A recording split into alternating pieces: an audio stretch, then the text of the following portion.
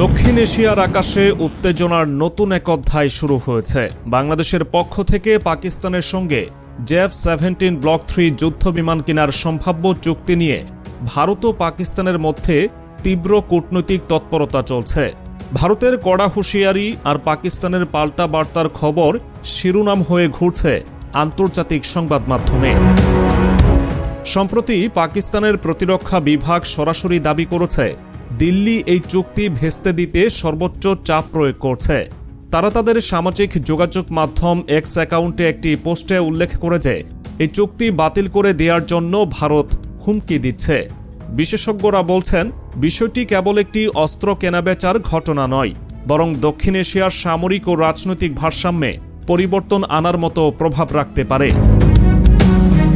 বাংলাদেশের জন্য এটি শুধু প্রতিরক্ষা সক্ষমতা বাড়ানোর সুযোগ নয়, এটি আঞ্চলিক শক্তির ভারসাম্য রচনার ক্ষেত্রে কৌশলগত সিদ্ধান্ত হতে পারে। তবে প্রশ্ন থেকে যায়, পাকিস্তান থেকে JF-17 কিনলেই কি বাংলাদেশে হামলা করতে পারে ভারত? দিল্লি কেন এতটা চাপে আছে?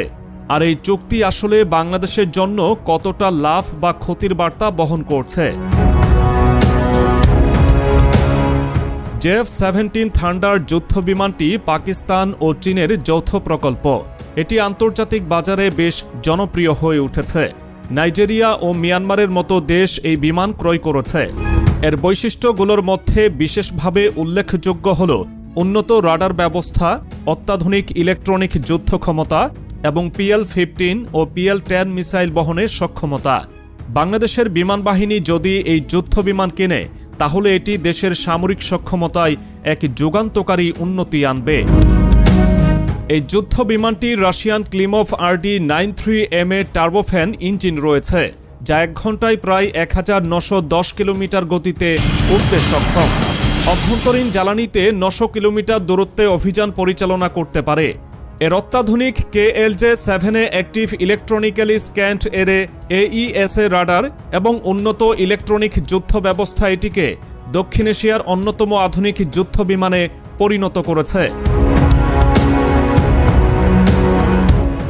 কিন্তু বাংলাদেশ যদি এই বিমান কেনে, তাহলে এটি শুধু প্রতিরক্ষা উন্নয়নই নয়, বরং কৌশলগত দৃষ্টিকোণ থেকেও বড় বার্তা দেবে। কারণ এটি পাকিস্তান ও চীনের সঙ্গে সম্পর্ক আরও গভীর করার ইঙ্গিত বহন করবে।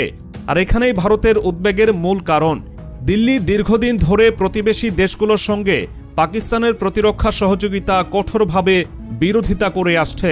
বিশেষ করে 2009 সাল থেকে ভারত এ বিষয়ে খুবই সজাগ। ভারতের এই উদ্বেগের কারণ শুধু প্রতিরক্ষাগত নয়, বরং রাজনৈতিক। দিল্লি মনে করে পাকিস্তান ও চীনের সঙ্গে বাংলাদেশের এমন চুক্তি আঞ্চলিক ভারসাম্যকে ভারতের বিপক্ষে নিয়ে যেতে পারে। ভারতের সামরিক আধিপত্য দক্ষিণ এশিয়ার অনেক দেশই দীর্ঘদিন ধরে মেনে নিয়েছে, কিন্তু JF-17 ব্লক 3 এর মতো একটি অত্যাধুনিক যুদ্ধ বিমান বাংলাদেশের হাতে গেলে তা ভারতের প্রভাবকে চ্যালেঞ্জ জানাতে পারে। পাকিস্তান ও চীনের প্রতিরক্ষা সম্পর্কের ইতিহাস দীর্ঘদিনের। পাকিস্তান চীনের কাছ থেকে টাইপ 041 সাবমেরিন সহ উন্নত মিসাইল প্রযুক্তি পেয়েছে। দুই দেশ নিয়মিত সামরিক মহড়া পরিচালনা করে। এই ঘনিষ্ঠ সম্পর্কের কারণেই পাকিস্তান তার প্রতিরক্ষা শিল্পে এমন উন্নতি করেছে। বাংলাদেশ যদি JF-17 কিনে, তাহলে এটি পাকিস্তান ও চীনের সঙ্গে বাংলাদেশের নতুন এক কৌশলগত জোটের সূচনা করতে পারে। অন্যদিকে বাংলাদেশের এই সম্ভাব্য চুক্তি নিয়ে দিল্লির উদ্বেগ সীমা ছাড়িয়েছে।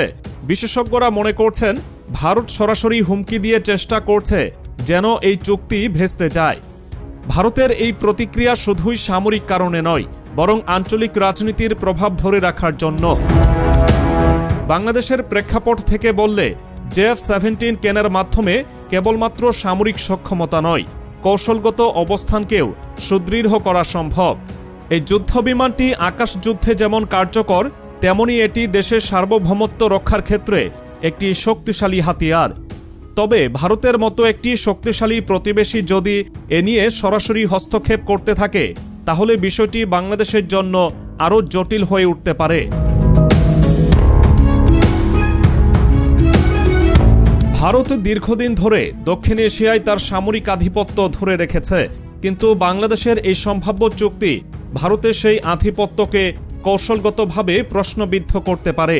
দিল্লি অনেকবারই প্রমাণ করেছে যে প্রতিবেশী দেশের প্রতিরক্ষা খাতে স্বাধীন সিদ্ধান্ত গ্রহণে তারা প্রভাব ফেলতে চায়। পাকিস্তানের সঙ্গে বাংলাদেশের এই চুক্তি যদি সফল হয় তবে তা ভারতের জন্য কেবল একটি সামরিক চ্যালেঞ্জ নয়, বরং আঞ্চলিক ক্ষমতার ভারসাম্যে বড় ধরনের ধাক্কা।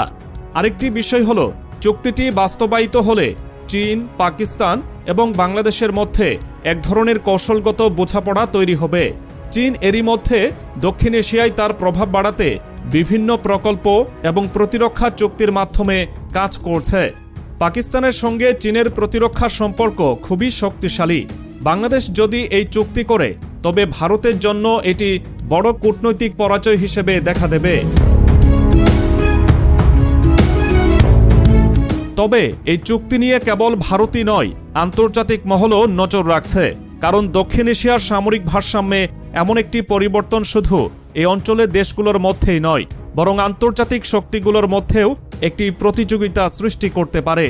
পশ্চিমা দেশগুলো যেমন এই অঞ্চলে তাদের প্রভাব ধরে রাখতে চাইবে, তেমনি চীন ও রাশিয়া নতুন মিত্র জোগাড়ের চেষ্টা চালিয়ে যাবে।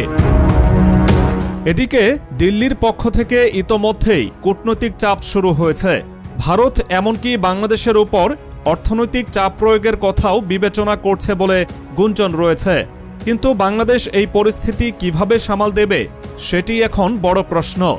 ভারতের সঙ্গে ঐতিহ্যবাহী বন্ধুত্ব বজায় রাখার পাশাপাশি চীন ও পাকিস্তানের সঙ্গে নতুন সম্পর্ক তৈরি করার এই দোলাচল কতটা সামাল দিতে পারে বাংলাদেশ তা সময়ই বলে দেবে।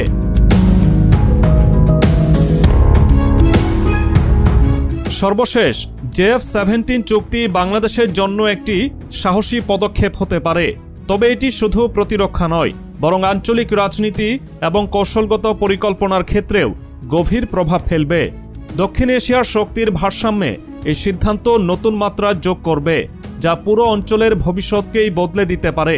এখন দেখার বিষয় হলো, ভারত ও পাকিস্তানের এই উত্তেজনার মধ্যে বাংলাদেশ কিভাবে তার অবস্থান ধরে রাখতে পারে এবং এই চুক্তি বাস্তবায়িত করার পথে কী ধরনের কৌশল নেয়।